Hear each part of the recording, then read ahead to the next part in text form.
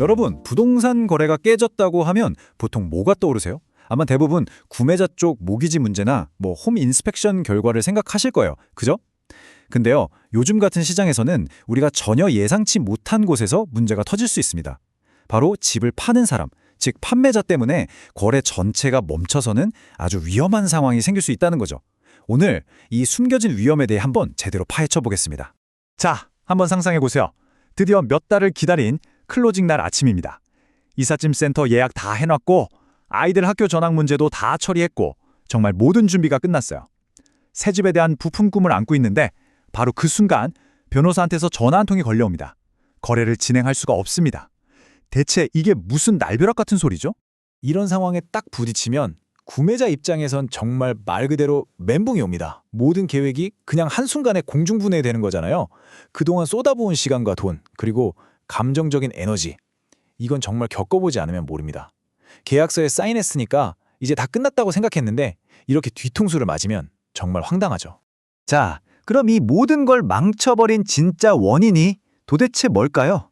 구매자 쪽 문제였을까요? 아니요. 놀랍게도 구매자는 아무런 잘못이 없었습니다.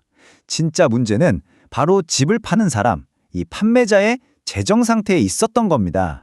이게 바로 그 유명한 깡통주택, 영어로는 언더워터 프로퍼티라고 하는 문제입니다. 아주 쉽게 말해서요, 집을 팔아서 손에 쥔 돈으로 집에 걸려있는 모든 빚과 부대 비용을 다 갚지 못하는 상황을 말하는 거예요. 겉으로 보기엔 멀쩡한 집인데 속을 들여다보니 빚이 집값보다 더 많은 거죠.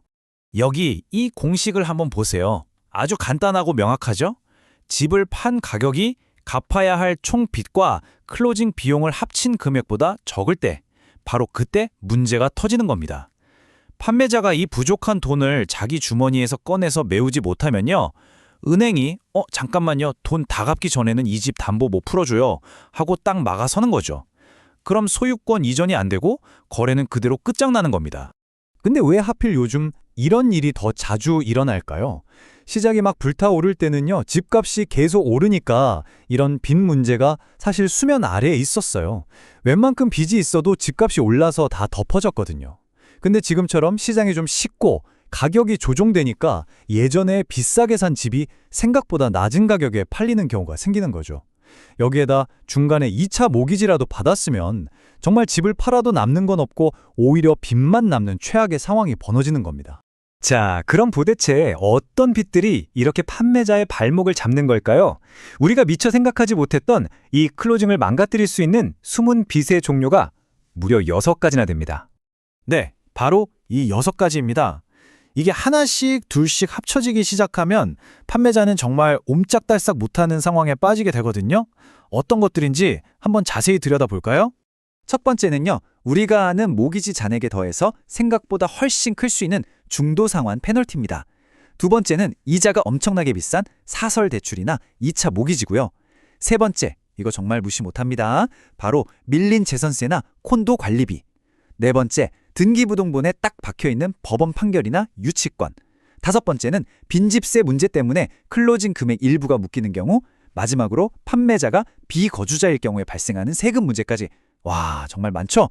이 중에 하나만 있어도 골치 아픈데 몇 개가 겹쳐있다?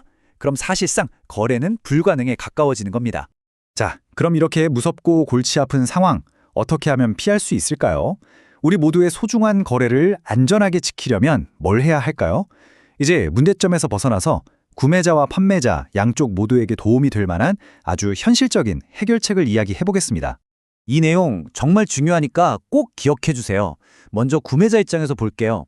너무 급하게 싸게 나온 매물은 한번 의심해 보셔야 하고요. 계약 초기에 변호사와 꼭 상담하고 리스팅 에이전트에게 이 거래 확실히 클로징 가능한가요? 하고 직접 물어보는 용기가 필요합니다. 그리고 판매자와 리스팅 에이전트는요, 이건 선택이 아니라 필수입니다. 집을 시장에 내놓기 전에 제가 모든 빚과 비용을 전부 다 정확하게 계산해서 이 집을 팔고 나서 정말로 돈이 남는지, 즉 에쿼티가 충분한지를 반드시 확인해야만 합니다. 네, 맞습니다. 오늘 제가 드리는 말씀의 결론이자 가장 강조하고 싶은 단어입니다. 이제 부동산 시장의 패러다임이 바뀌고 있어요. 단순히 이 집을 얼마에 팔 수 있나가 중요한 게 아닙니다.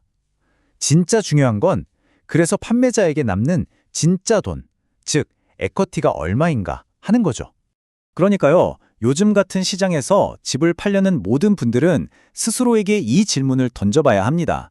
내가 이 집을 팔아서 정말로 모든 빚과 비용을 깨끗하게 정리할 수 있는가? 어쩌면 집을 파는 게 해결책이 아니라 덮어뒀던 문제를 수면 위로 꺼내는 계기가 될 수도 있다는 걸 알아야 합니다.